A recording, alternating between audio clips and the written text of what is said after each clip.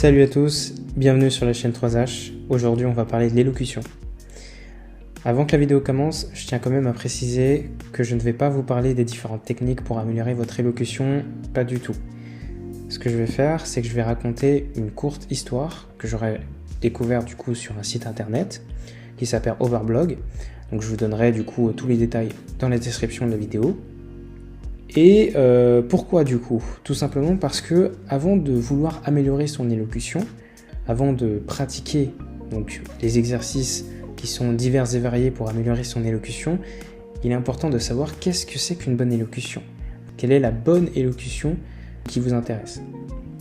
Et du coup, c'est pour ça aussi que je vous propose d'écouter mon élocution lorsque je raconte cette histoire.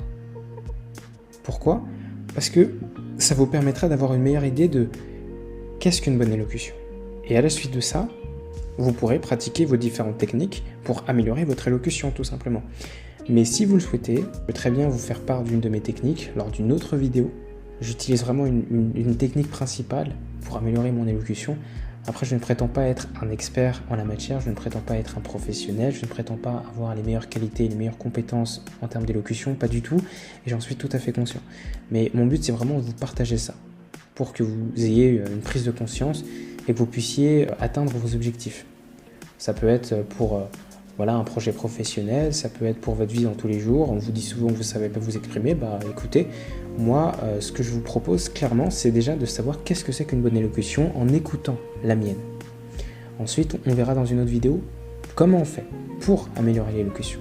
N'hésitez pas à mettre des commentaires, donc vos avis, savoir si vous êtes d'accord sur mon élocution, si vous trouvez qu'elle est bien, s'il y a des choses à améliorer. Me faire part de vos conseils aussi, parce que je peux très bien recevoir des conseils de votre part. Me dire si ça vous a aidé, si vous avez aimé mon élocution, si ça vous plaît. Donc si vous voulez que je vous raconte aussi d'autres histoires avec mon élocution, voilà, tout simplement. Et n'hésitez pas aussi à vous abonner et à liker la vidéo. Allez, je vous laisse écouter cette magnifique histoire et cette magnifique élocution surtout. J'espère que ça vous plaira.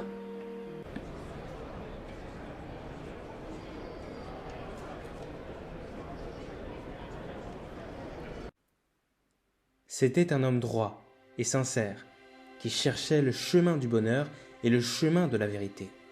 Il alla un jour trouver un vénérable sage dont on lui avait assuré qu'il pourrait les lui indiquer. Celui-ci l'accueillit aimablement devant sa tente et, après lui avoir servi le thé à la menthe, lui révéla l'itinéraire tant attendu. « C'est loin d'ici, certes, mais tu ne peux te tromper. Au cœur du village où je t'envoie, tu trouveras 3 boutiques. Là, te seront révélés le secret du bonheur et de la vérité. » La route fut longue.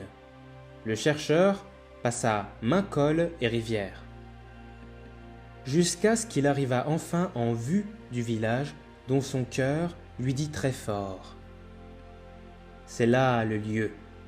Oui, c'est là. » Hélas, la déception ne se fit pas attendre. Dans la première boutique, il ne trouva comme marchandise que des rouleaux de câbles. Dans l'autre, des morceaux de bois et pièces éparses de métal dans la troisième. Las et découragé, il sortit du village pour trouver quelque repos dans une clairière voisine. La nuit venait de tomber.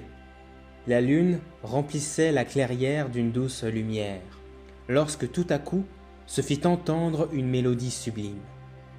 De quel instrument provenait-elle donc? Il se dressa tout net et avança en direction du musicien. Lorsque, stupéfaction, il découvrit que l'instrument céleste était une cithare faite de morceaux de bois, des pièces de métal et des fils d'acier qu'il venait de voir en vente dans les 3 échoppes du village.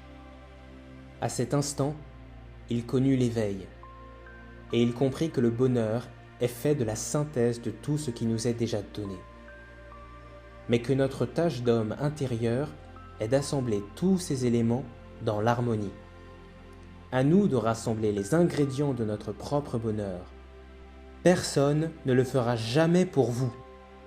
Soyez le musicien de votre propre symphonie.